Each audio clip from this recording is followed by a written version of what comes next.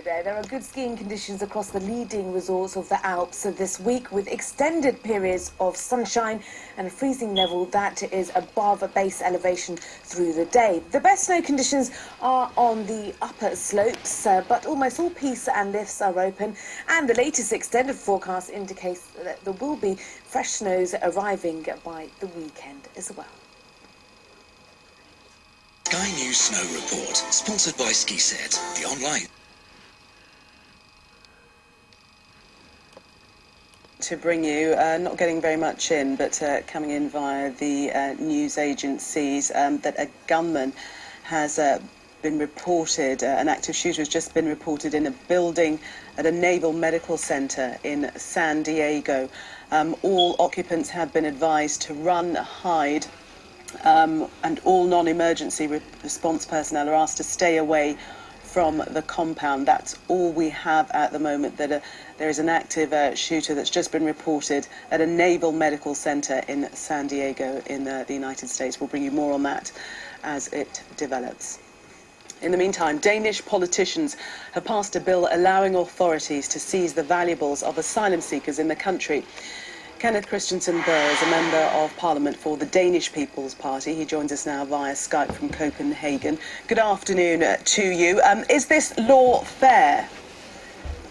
Yes, I think this law is fair and square. The law is not only about jewelry, it also has to do with restricting immigrants' possibility of going back on their home country for vacation and a lot of other things. But the whole thing is a good law. It's a step forward for Denmark today. What is the message that you want to send out internationally? Is it that people should not at all attempt to come to Denmark? Our clear message today is that we are not we do not want any more asylum seekers coming to Denmark, primarily because they are very, very difficult to integrate into Danish society. We have a big overrepresentation in criminality in Denmark. Among these people, we have a big proportion of these people being unemployed, as well as a rising tide of Islamism in our country. So yes, we are sending a clear message that we want fewer asylum seekers. The expectation for this year for the number of asylum seekers, 20,000 I believe the figures are. That's compared to 15,000 last year. It's not that much of an increase. Some might say this is a little bit of an overreaction. You have to remember that family reunification actually makes the figure coming to Denmark this year probably in the vicinity of 37,500, which is quite a lot. It's actually the size of a typical Danish municipality, which we have to deal with in 1 year. Denmark is a comparatively small country. We only have 5 million inhabitants. So having 37,500 coming in 1 year is actually quite a lot to deal with. And you don't see the delay in reuniting families as perhaps causing more problems than it solves? From 1 year to 3, that's quite a leap. No, as I spoke to the Minister of Integration today in Parliament, I asked whether or not these people were actually coming from Syria, and the Minister said, as I recall, that these people were primarily coming from Lebanon, from Turkey, and from Jordan. So these people who are supposed to be family reunified, they are not in any kind of danger. They are staying in camps in the vicinity of Syria. So I can't see the problem. If these men want to join their women and children, why wouldn't they stay in these camps in Turkey, Jordan, and Lebanon? You say that it's a fair law, but the UN Refugee Agency, the UNHCR, they're warning that proposals violate the European Convention on Human Rights. Well, our opinion is that it's more important, it's vastly more important, in fact, to keep the inhabitants of Denmark safe and see to it that our children and grandchildren still have a country which they can call Denmark in a couple of generations. And that will not be the case if this mass influx of immigrants continue. So it's more important to have a Denmark in 50 or 100 years than to comply with international conventions. The asylum seekers that are already in Denmark, haven't you somewhat pinpointed them as a problem? Don't you make it difficult for them to exist in your society, and you've basically highlighted them for the Danish population as a source of problems? Well, I don't believe in telling untruths. I believe in telling the truth. And the truth is that we have major problems with integrating people from these areas. The same is the case all over Western Europe. So I don't think that you can just, by snapping your fingers, find a quick solution to how to integrate these people.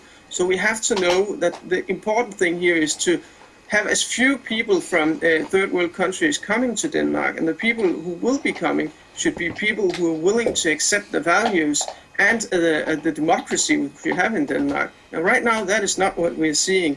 At the same time, we're also seeing people who have fled their countries, but now tell us that they do not want to go from Zealand to Jutland, that they do not want the food that we have in this country, and now they're returning to their country. If they're unsatisfied with the food in this country, well, I find it very strange that they fled in the first place. Okay, Kenneth Christensen, thank you very much for joining us from the Danish People's Party. Thank you. Let's take you live now to San Diego. This is the news that we broke a little earlier on, a few moments ago, about an active shooter at a San Diego military hospital.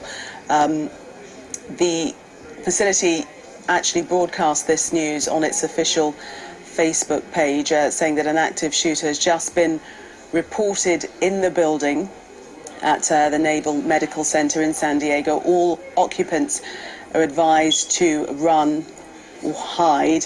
The Naval Medical Center has just posted that. That's the latest that we have on that. We've just had a tweet come in. It says an active shooter has just been reported in Building 26 at Naval Medical Center, San Diego. All occupants are advised to run, hide, or fight. All non-emergency response personnel are asked to stay away from the compound located at 34800 Bob Wilson Drive, San Diego, CA 92134. This is a tweet that's actively been put out by this medical center in San Diego. We don't have any more shots apart from that live shot which we just brought you a few seconds ago surrounding this facility. Of course, information very thin coming in. We know, what we can confirm is that there is an active gunman that is in that building. We can see the latest pictures, vehicles arriving at the scene. Schools in the locality are in lockdown, as we must presume other buildings being made safe by the authorities. That's all that we have on this story at the moment, that there is, as far as we believe, a solitary shooter in that facility there in San Diego.